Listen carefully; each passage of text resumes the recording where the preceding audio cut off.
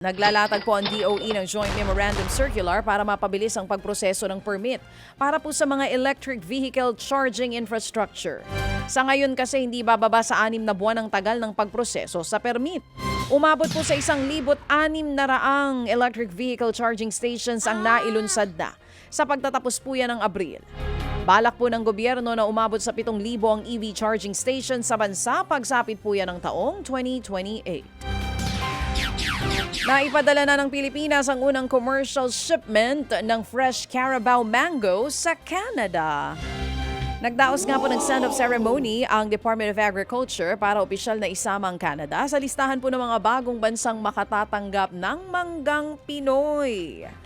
Parte daw po ito ng diskarte ng DA na palawakin ang export market para sa mga prutas ng Pilipinas, gaya po yan ng saging, buko, pinya at ngayon ang sikat na ube.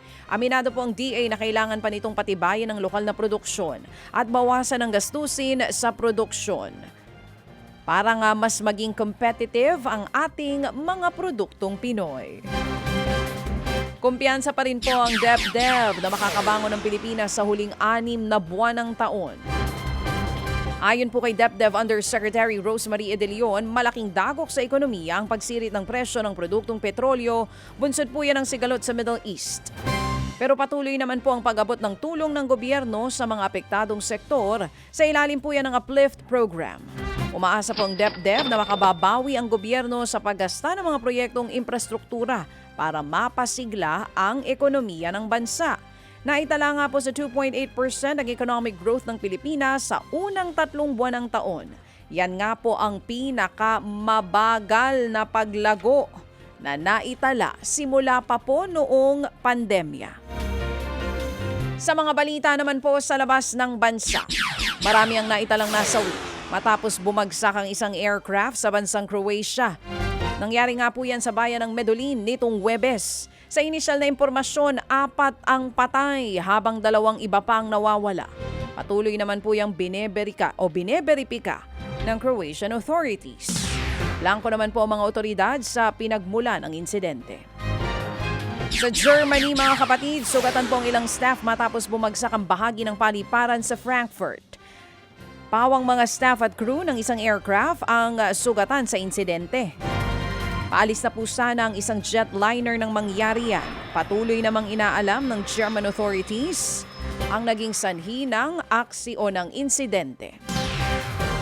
12 naman po ang patay matapos masunog ang isang care facility sa bansang Sri Lanka. Karamihan po sa mga nasawi ay mga matatanda. 8 sa iba pang biktima ang naitalang sugatan.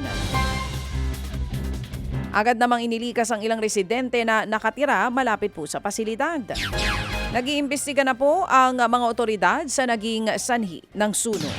Mga kapatid, patuloy po kayong tumutok sa 105.9 True FM para sa totoong balita, impormasyon, music and entertainment. Mag-subscribe sa aming YouTube channel at podcast at sundan nyo kami sa Facebook, Instagram, X at TikTok sa True Network PH. Bisitahin din po ang aming official website, truefm.ph. At panoorin din kami sa True TV Signal, Channel 19. Kami po ang 105.9 True FM. Laging true sa'yo, kapatid.